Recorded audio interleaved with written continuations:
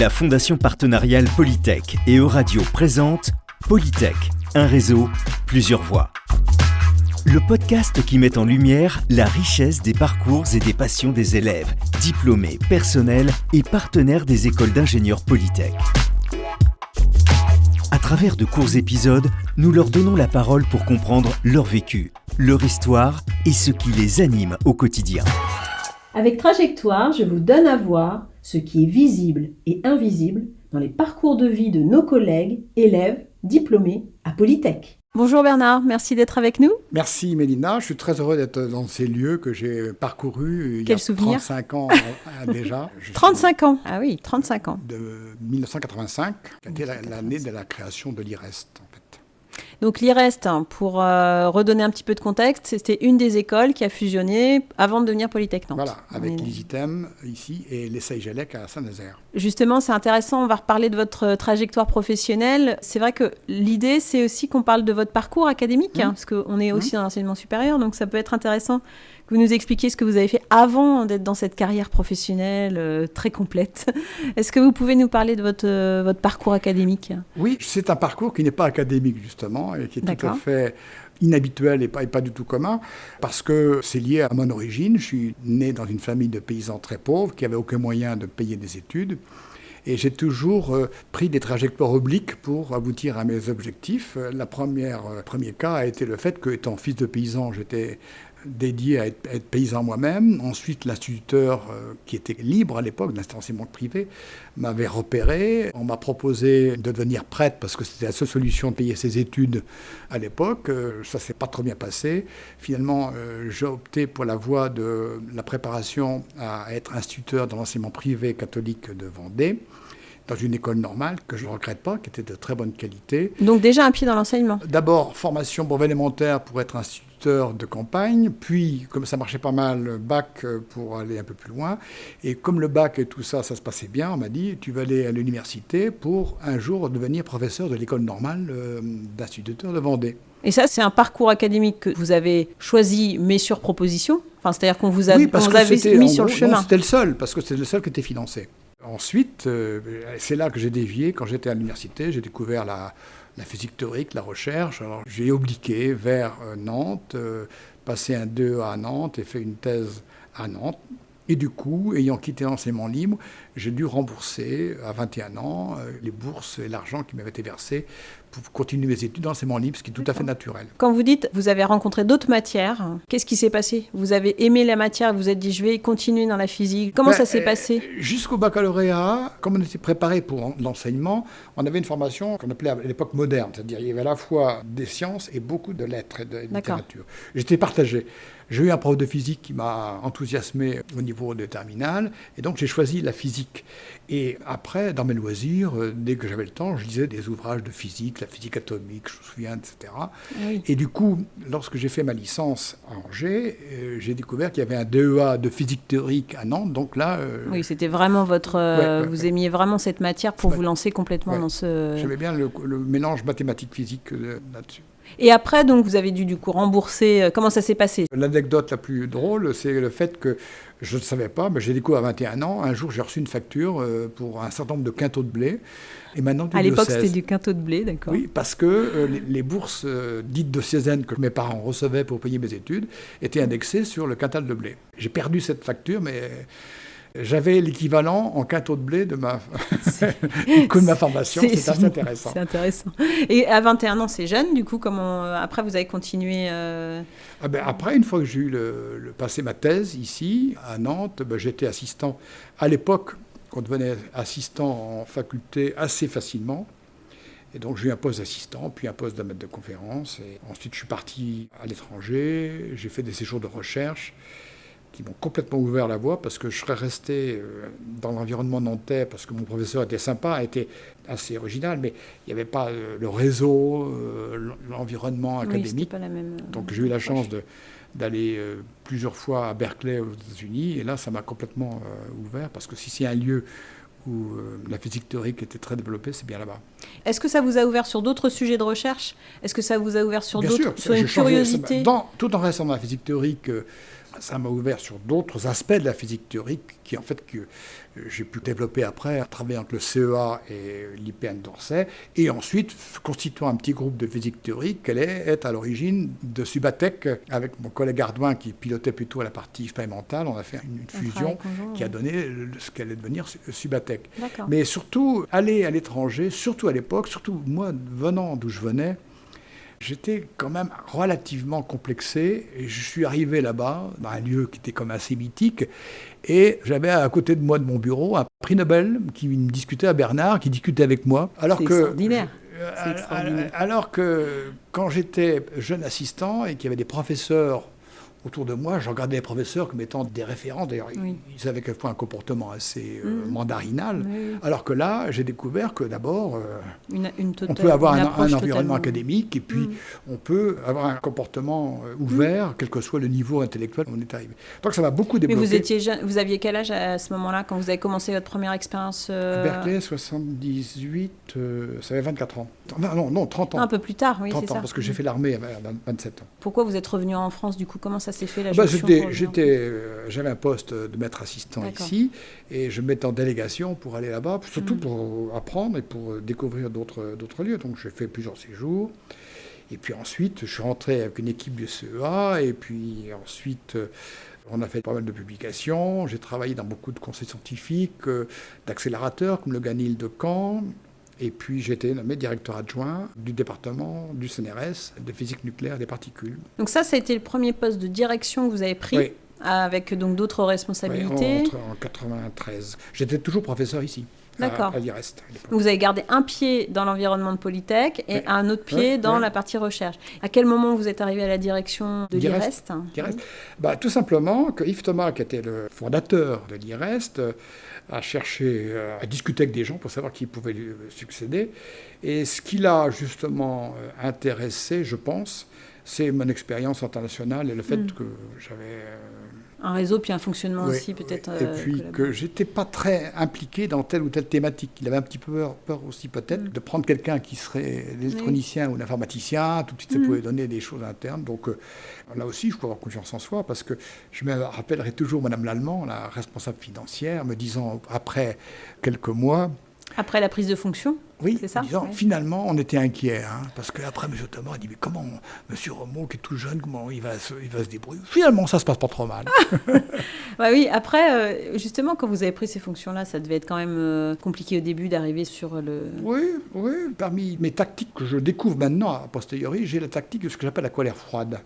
Je ne me mets jamais en colère, mais par moments, je décide de me mettre en colère. Et mon premier conseil que j'ai fait là, nouveau directeur, je ne vais pas les nommer, mais des profs de l'école, du reste, dont certains étaient déçus de ne pas être nommés directeurs, ont voulu me bisuter. Ou vous tester? Enfin, bisuter ou tester? Tester. D'accord. J'arrive le 1er janvier, le budget a été voté en fin novembre par l'ancienne direction. Je ne maîtrisais pas tous les éléments, et c'est facile de dire, et là, pourquoi il y a 122,5 kilos? Est-ce qu'il y a une maîtrise du sujet ou pas? C'était, Et alors, bien sûr, devant tous les membres extérieurs du CA, d'accord? Du coup, dès le lendemain, j'ai réuni les membres élus du conseil, et j'ai fait ce que j'appelle une colère froide. C'est-à-dire que je me suis préparé à être en colère. C'est-à-dire que je n'étais pas du tout en colère, mais je me suis préparé à être en colère. Efficacité redoutable. Après, j'ai plus été embêté. Et puis ça a marqué aussi votre légitimité de direction, quelque part. C'est pas évident. Mais c'est extrêmement facile de mettre en difficulté lorsque vous arrivez dans un poste et que vous avez à exécuter un budget que vous n'avez pas élaboré. Ce que vous me décrivez, je trouve aussi que c'est se préparer à un poste de direction. Ok, il y a une maîtrise de la spécialité, mais il y a autre chose. Il y a aussi tout l'accompagnement de la posture de direction. Aujourd'hui, on les forme, les directions d'établissement. Mais à l'époque, est-ce que c'était le cas? Pour être directeur d'un établissement supérieur, il faut 2 légitimités. Il y a une légitimité d'abord académique de recherche, c'est-à-dire ma médaille d'argent du CNRS, elle m'a servi à ça. Parce que quand quelqu'un vous prenait de loin en disant toi tu es un directeur, tu fais du management, tu ne sais pas. Vous aviez cette possibilité. Il y a la légitimité, est-ce que vous êtes un scientifique de la famille? Alors on peut regretter, parce que quelquefois on peut être un très bon directeur sans être forcément un très bon chercheur. Et puis deuxièmement, après, il y a une certaine légitimité dans la façon de gérer les gens, de gérer au quotidien, le quotidien, etc. Alors justement, parce que après vous avez continué la complexité de la tâche, c'est que une seule école, mais c'était pas assez. Vous êtes passé à la fusion avec les 3 écoles. au moment de la déclaration du décret. Est-ce qu'on peut revenir justement sur cette période-là ? La période vient du fait qu'avec les collègues ce qu'on appelait les écoles universitaires, on a monté des réunions régulières qui circulaient dans différentes écoles. J'appelle école universitaire, à l'époque c'était un concept flou, c'était des articles 33. Oui. Et c'est là que j'ai perçu le fait qu'à la fois qu'elles étaient extrêmement émiettées, illisibles, etc. Et j'ai fait la comparaison avec les IUT, qui avaient un statut à peu près équivalent, dit article 33 dans les universités, et qui avaient une très grande visibilité. Je testais chez mes amis, leur fille ils disaient, je vais faire un IUT. Ils ne se posaient pas la question, d'abord, quel IUT ? Ils disaient... Oui, il y avait une porte d'entrée visible de l'IUT. Et puis ensuite, ils choisissent l'IUT.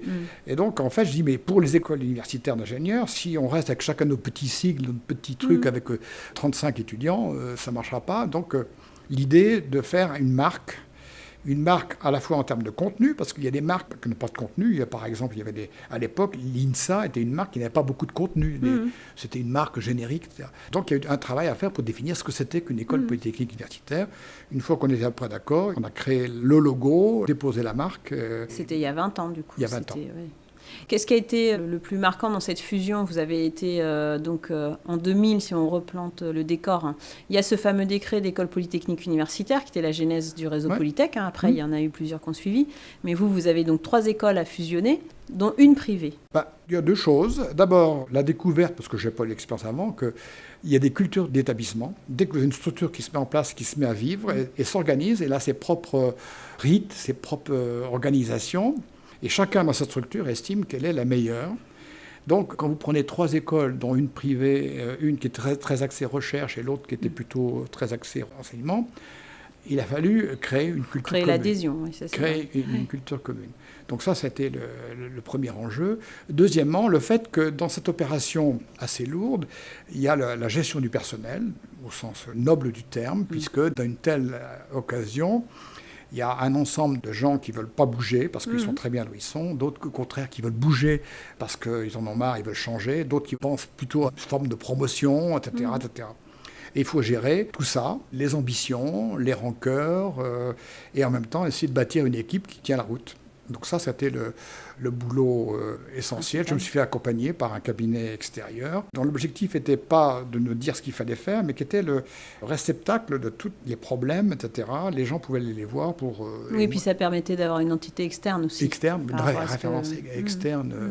Et j'ai vécu la fameuse expérience en V. Projet d'école polytechnique, Romo, c'est ton truc, pourquoi pas. Donc les gens ne s'opposent pas. Ne voient pas, oui. Quand on rentre dans l'art et qu'on arrive notamment au bout de quelques mois après la fusion, que rien n'est encore mis en place, alors là, on est... Il y a la critique... on est dans le 36e dessous, et après la remontée progressive pour aller à une situation dont je pense qu'elle aurait pu être meilleure, mais globalement, à la fin, les gens se sont assez facilement identifiés à Polytech, par exemple. Ah oui, et puis il y a un vrai challenge, c'est-à-dire qu'on initie un mouvement aussi.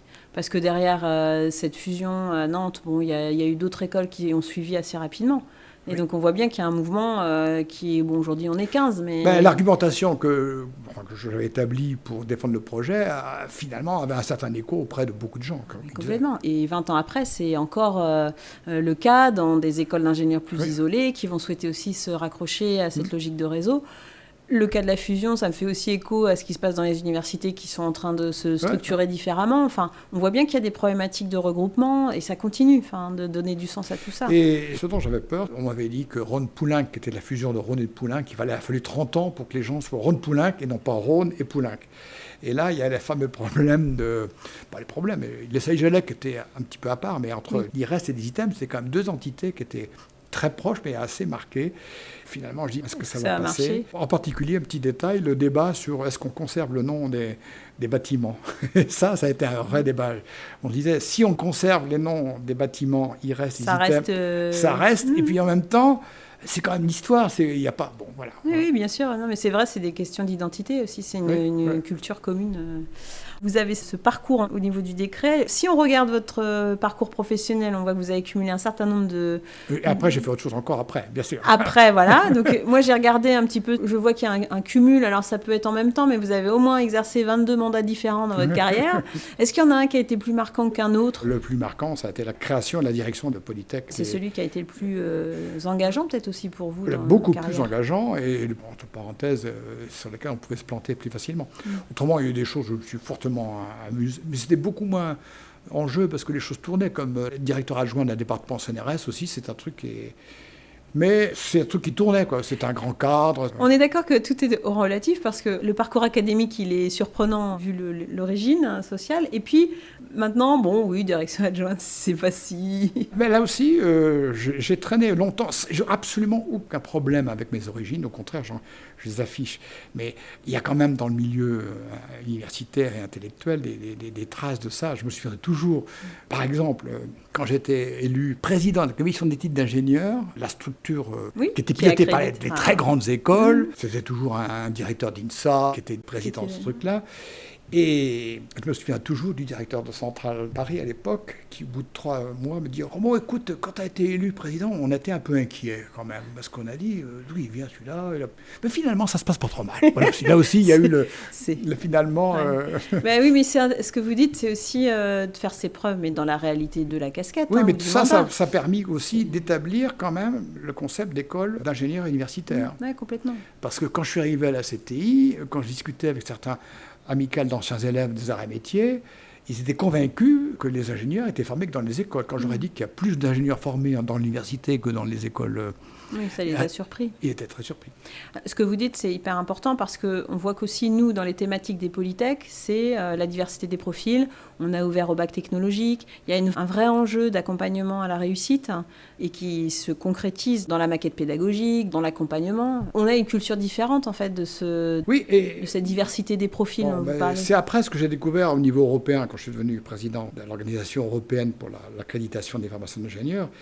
C'est vrai aussi qu'actuellement, il y a une orientation qui est un peu péjorative, qui est quelquefois mal comprise, sur ce qu'on appelle les acquis de l'apprentissage ou les learning outcomes.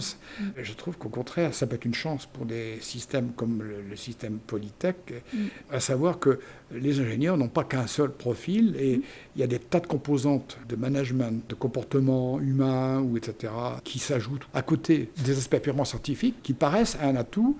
J'anticipe peut-être sur des questions, mais un des enjeux actuellement, qui est un petit peu l'enjeu des Polytech, qui sont quand même toujours restés sur des diplômes de spécialité, on voit bien qu'il y a une forte poussée à créer des formations beaucoup plus larges, avec des doubles compétences. Et ça, c'est quelque chose qui n'est pas facile à gérer peut-être. C'est vrai que ça s'étend, l'ingénieur-manager, le fait de pouvoir accompagner avec d'autres diplômes. D'ailleurs, en discutant avec des étudiants, ils peuvent choisir dans leur parcours, c'est un peu à la carte, c'est-à-dire de s'imaginer dans le cycle ingénieur. Pour vous, c'est l'avenir. C'est l'avenir, avec le risque de perdre le noyau. C'est-à-dire que je ne crois pas, à 23 ans, à la vraie double compétence. On part d'une compétence et ensuite on l'enrichit d'une autre. Et deuxième aspect aussi, ce qui est assez remarquable dans le contexte international, la France est extrêmement souple et large sur le concept d'ingénieur par rapport à beaucoup d'autres pays pour lesquels vous allez aux États-Unis, vous allez au Canada, vous allez partout, un ingénieur, c'est un ingénieur génie électrique, point, etc. Notamment parce qu'il y a des ordres d'ingénieurs derrière. Un certain nombre de stagiaires étrangers que j'ai rencontrés en Europe me disent, quand ils sont venus dans les écoles françaises, ils ont été étonnés de la part de sciences humaines, gestion, etc., qu'on ne retrouve pas beaucoup dans d'autres pays. Est-ce que ça peut être facilitant ? On va travailler sur aussi les nouveaux métiers, parce qu'aujourd'hui, la société se transforme. Est-ce que ça peut être un des leviers, le fait d'avoir diversifié le métier d'ingénieur et de pouvoir le rendre adaptable au contexte de la société ? Ce qu'il faut, c'est définir exactement les composantes du profil, en sachant que vous ne pourrez jamais être total. C'est-à-dire qu'il y a une tendance naturelle de tous les professeurs qui sont engagés dans des disciplines pendant des années, de comprendre que leur discipline est importante et donc veulent quelque part qu'elle soit présente dans la formation. Et l'encyclopédisme est impossible actuellement, d'abord. Et donc, ça suppose un changement dans les professeurs qui doivent admettre qu'ils ne sont plus les promoteurs d'une discipline qui force à rentrer dans la culture, mais ils sont des ressources pour des formations. Ce que vous dites, c'est intéressant, c'est sur la posture de l'enseignant et de l'apprenant.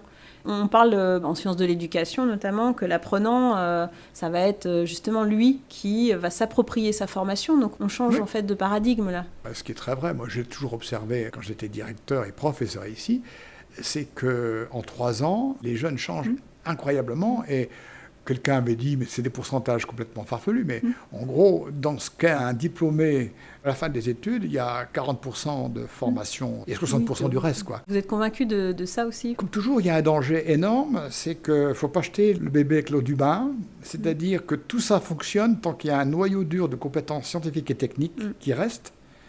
Parce que le jour où ce noyau disparaît, qu'est-ce qui différencie un ingénieur d'un manager ou d'un... etc. Donc là, il y a un travail que j'estime extrêmement passionnant, mais qui est compliqué, c'est d'arriver à définir ces espèces de noyaux durs qui permettent quand même d'asseoir une compétence qui est nécessaire pour rentrer dans la vie professionnelle, tout en l'entourant de formations très transversales qui peuvent être très, très ouvertes. Ça fait aussi écho avec une autre question que j'avais sur la pratique pédagogique. On travaille beaucoup sur l'innovation pédagogique, le développement de nouvelles pratiques, l'apport de ressources complémentaires. Ça fait écho à ce que vous dites, c'est-à-dire d'être capable de se dire, bon voilà, il y a un socle qui est installé, et puis à côté, on peut agglomérer un certain nombre de ressources pédagogiques qui viennent ouvrir le champ.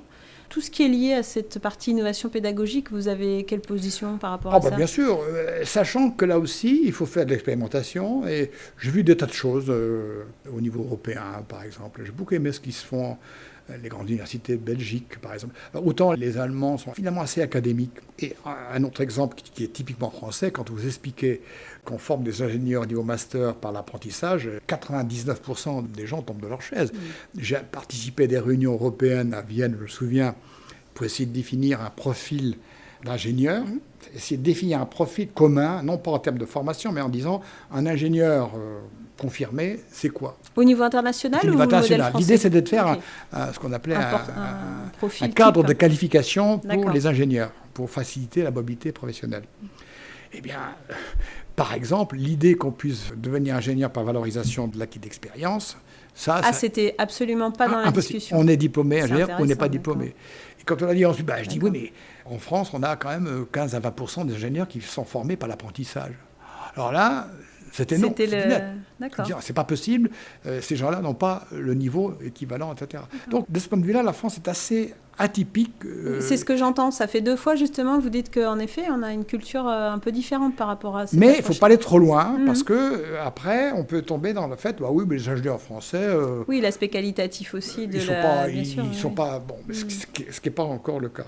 Donc, j'ai oublié un petit peu la question initiale, mais je pense que... Non, mais ça convergeait assez bien avec l'innovation pédagogique. C'est une nouveauté il faut aller d'un voir paysage. Ce qui se passe ailleurs, Voilà. et ce qu'on appelle le benchmarking. Et par exemple, j'ai tout vu. J'ai vu pour l'absentéisme des étudiants, j'ai vu des universités qui mettent des points, et d'autres comme Leuven qui disait écoutez, le cours c'est une ressource, on ne peut pas obliger les gens à venir au cours, le cours est libre. D'accord. Et puis même on le filme et on le met à disposition. Par contre, on met des points extrêmement précis, rigoureux de validation, en disant vous faites ce que vous voulez, mais le 15 octobre, vous devez...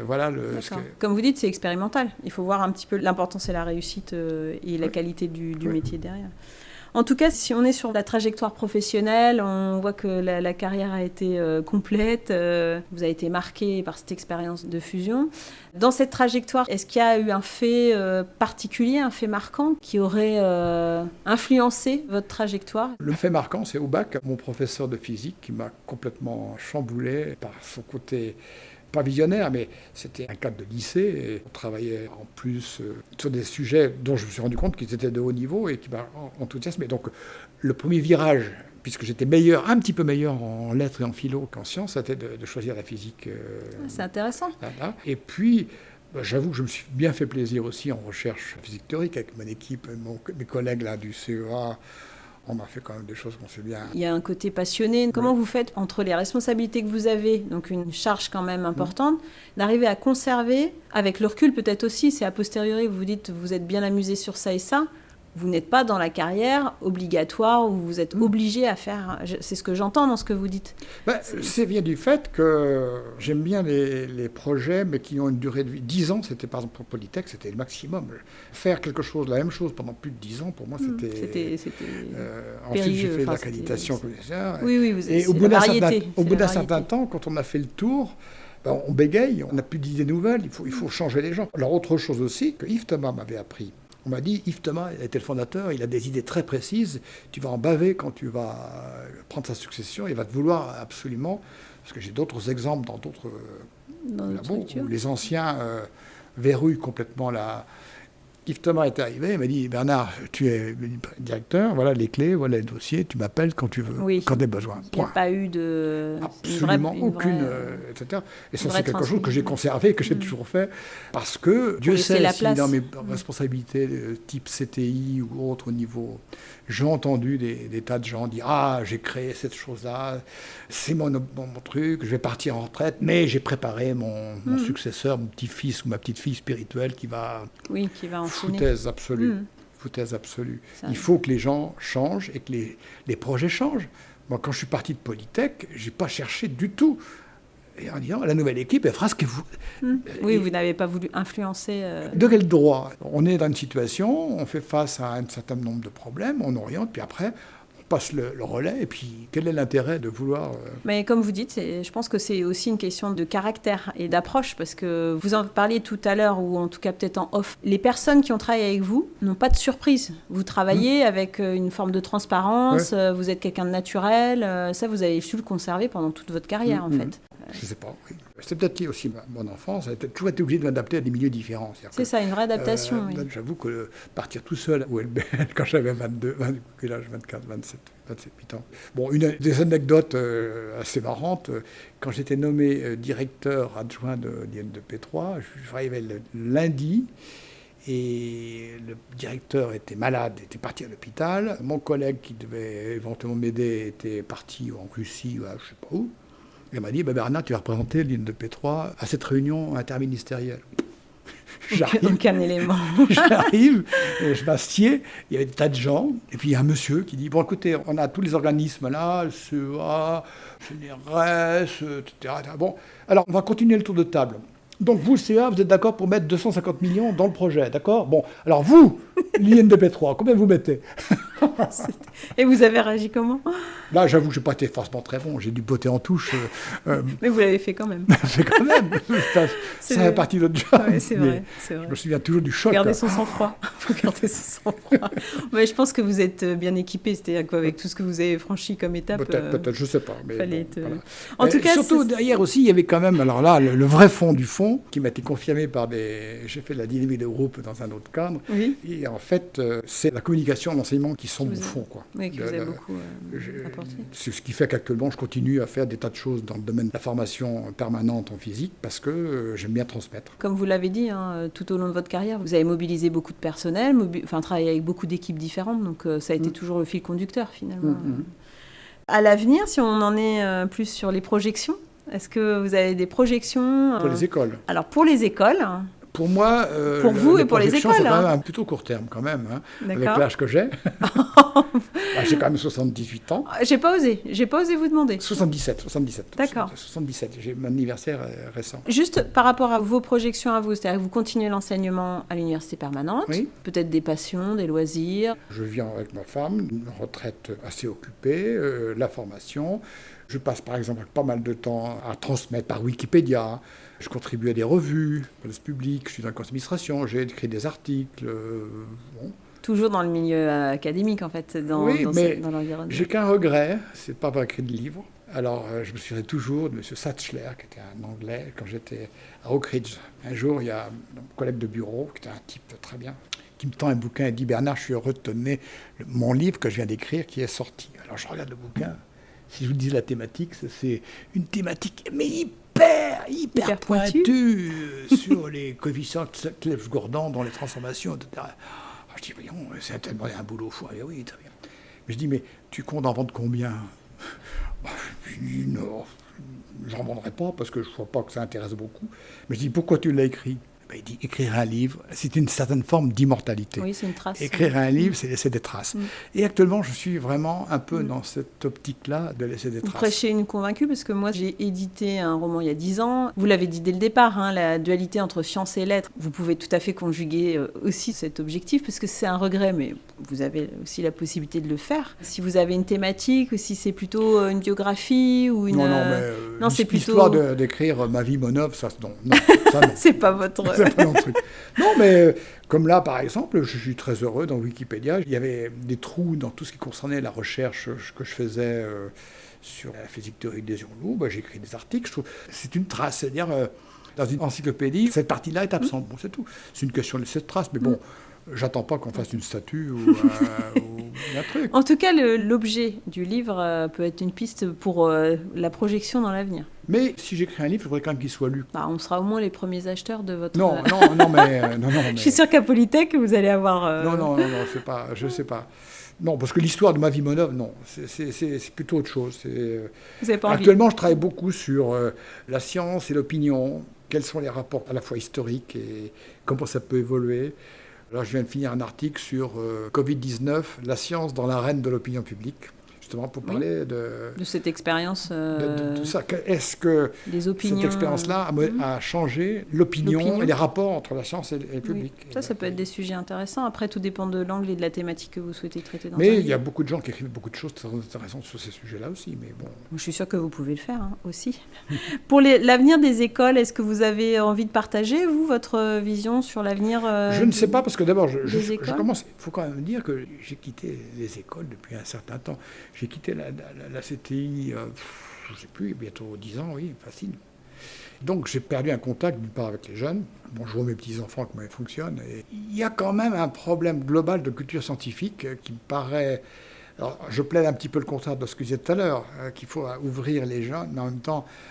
Ce fameux noyau, on en revient un petit peu au noyau. Oui. Est-ce que vous expliquez l'importance du noyau Tout l'enjeu, c'est d'arriver à concilier cette culture, et je ne dis pas un noyau de connaissances, mais une culture au minimum, qui reste, qui soit formatrice, et autour, que les gens puissent autour construire des trajectoires beaucoup plus individuelles, qui soient liées à leur tempérament, à leur volonté, à leur goût.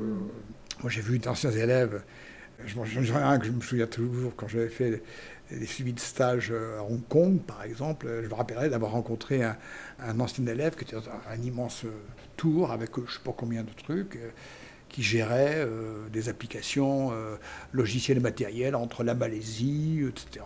Voilà. Et il me disait, « Monsieur Romo, vous vous souvenez que j'ai manqué d'être boulé de l'école de l'école ?» Ben oui, je m'en souviens très bien. Et je dis, c'est les professeurs de langue qui vous ont sauvé, parce que les professeurs de matières scientifiques. Calvez voulait vous virer, c'est Jean-Marcel Périllon qui vous a dit, mais c'est quelqu'un de bien. Et en fait, il dit, il se trouve que mes études d'ingénieur, j'étais pas très bon, mais ils m'ont donné le substrat qui fait que celui qui était avant moi, qui était un commercial pur, n'a pas réussi. Parce que moi, même si je ne suis pas un véritable ingénieur, je peux discuter avec les fabricants de composants, avec les fabricants de logiciels, parce que j'ai un minimum de trucs. Donc, il n'y a pas une trajectoire. Il n'y a pas une trajectoire plus linéaire que d'autres, en fait. Ouais. Non, mais complètement. Puis vous l'avez amorcé comme ça, l'oblique. Il faut toujours obliquer. C'est intéressant. En tout cas, merci beaucoup pour cet échange. Moi, je trouve que c'est très complet. J'ai une dernière petite question qui va peut-être vous demander, ou pas d'ailleurs, une création littéraire. Si vous aviez un mot à choisir pour définir votre empreinte, est-ce que vous en avez un en tête? L'empreinte de Bernard Remoux. L'empreinte, c'est quand même la satisfaction dans 2 ou 3 de mes activités, oui, 3 ou 4 quand même, d'avoir eu une vision au départ et de l'avoir réalisée. Pas complètement, mais à 100%. Une vision, donc c'est ça, Par exemple, l'idée d'aller au bout. CTI, quand je suis allé à la CTI, c'était une petite commission, et quand je suis parti, il y avait 4 ou 5 salariés, et on était intégrés dans le système d'accréditation européen. Ça, c'est une étape, c'est une démarche, j'allais dire, de petits pas. On arrive dans un endroit, on fait le constat, on dit on va essayer d'aller là, puis après, quand on est arrivé, en général, on est épuisé ou on n'a plus le goût, il faut faire autre chose. En tout cas, merci beaucoup pour cet échange, c'était un plaisir. Le plaisir est complètement partagé. Merci Bernard, et puis à très vite. On se revoit bientôt. Je ne sais pas. Il y aura peut-être des occasions. Mais oui, bien sûr.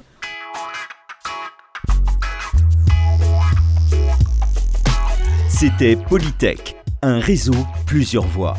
le podcast du réseau des écoles d'ingénieurs Polytech, à retrouver sur vos plateformes de podcast préférées et sur euradio.fr.